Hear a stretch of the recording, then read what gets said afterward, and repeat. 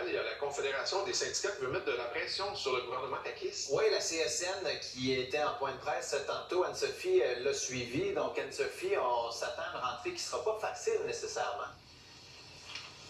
Oui, ce qu'ils disent, la CSN, c'est qu'il y a encore beaucoup de problèmes qui ne sont pas résolus par le gouvernement caquiste dans les écoles. Eux, ils représentent le personnel de soutien au primaire, au secondaire.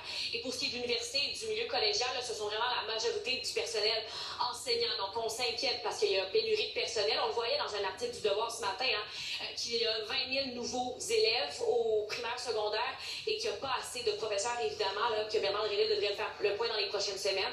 Il y a la vague de chaleur aussi qui inquiète parce qu'on a vu qu'en juin dernier, à la fin de l'année, il a fait tellement chaud dans les classes. Dans une des classes à Saint-Hyacinthe, une école primaire, il a fait 40 degrés dans un local, imaginé. Et la moyenne pour la moitié des classes des écoles du Québec, c'est environ 26 degrés Celsius au mois de juin. Alors que ce que le gouvernement dit, c'est que ça doit être entre 20 et 26 pour que les élèves soient capables de se concentrer. Ce que j'ai demandé à la présidente de la Confédération des syndicats, c'est est-ce que ça vous inquiète, cette pénurie de personnel-là? Écoutez. Tout le brassage qui se fait avec les aides à la classe, les techniciennes, les éducatrices aussi en service de garde, c'est des secteurs qui sont chauds. Quand on s'est présenté à l'année dernière négociation de convention collective, il y avait déjà des problèmes. Les ouvriers spécialisés, oui, on est allé chercher les primes, mais c'est des gens qui gagnent beaucoup plus dans le privé que dans le public. Tout ce qui s'appelle informatique. Il y a des techniques au collégial où quand le technicien, la technicienne finit son cours technique, il gagne à peu près la même chose et parfois plus qu'un enseignant de cégep. Donc, à ce moment-là, recruter des enseignants, des enseignantes en informatique, par exemple, soit les infirmiers aussi, ça reste un défi. On s'en va maintenant aux États-Unis où l'inflation est le niveau est au plus bas depuis 2021. Oui, on est passé sous la barre du 3 % d'augmentation d'inflation. On l'attendait depuis un moment. On va regarder les marchés, bien sûr, ce matin.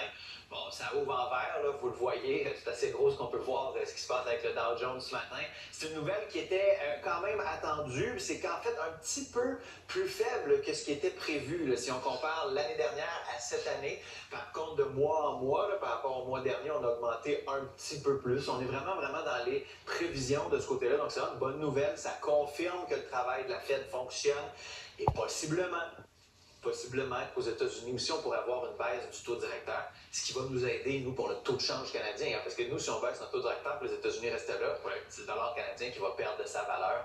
Alors, tant mieux si les Américains aussi suivent cette tendance. C'est pas facile à dire, ça.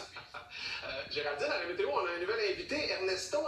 Ernesto, nouvelle tempête tropicale qui s'est formée dans les Caraïbes, tout près de Guadeloupe, et qui donc a repris des forces, ne se déplace toujours pas vers nous, là, vers le Québec, mais quand même, vous allez le voir à l'écran, cette tempête tropicale qui reprend des forces avec des 200 mm d'eau attendus localement pour les îles Vierges, Porto Rico également, de gros impacts. Il est toujours trop tôt actuellement pour parler du déplacement vers, entre autres, les États-Unis, les Maritimes, donc vers le Québec.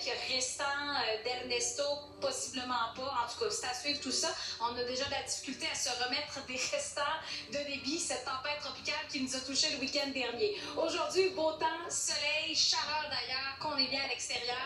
On ajoute un peu d'humidité dans l'air, des ressentis 32-36 au total attendus d'ici la fin de la semaine là, pour l'ensemble du Québec. Donc oui, chaleur, mais rien de trop lourd, rien de trop accablant non plus, mais vu l'accumulation de chaleur, ça crée toujours un peu d'instabilité. On parle de petits 40 % de risque de gouttelettes d'eau, 40 % qui pourraient ne pas éclater. On s'entend le potentiel